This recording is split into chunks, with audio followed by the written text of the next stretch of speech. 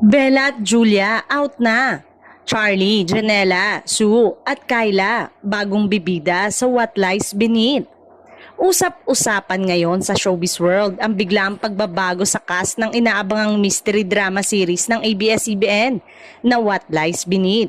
Matapos ang unang anunsyo noong December 2024 na tampok sina Bella Padilla, Julia Barreto, Charlie Dizon, Janela Salvador at iba pa. Tila may malaking pagbabago sa lineup ng mga bida. Ayon sa mga ulat, si Bella Padilla ay opisyal nang hindi na kasali sa proyekto dahil sa conflict sa schedule.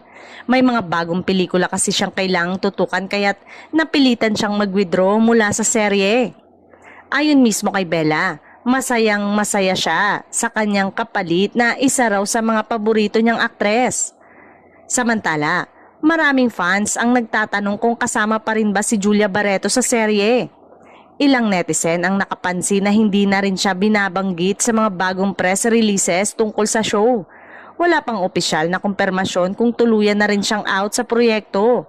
Pero kapansin-pansin ang kanyang pagkawala sa mga huling update. Sa kabilang banda, tila may mga bagong mukha namang papasok bilang mga bida.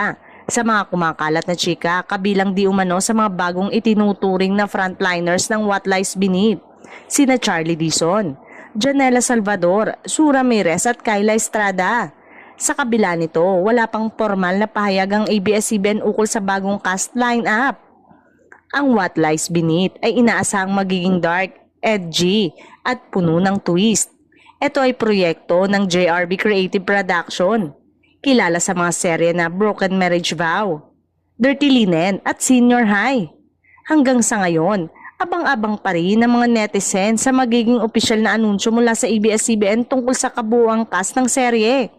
Siguradong magiging trending ito sa oras na mailahad na ang buong detalye.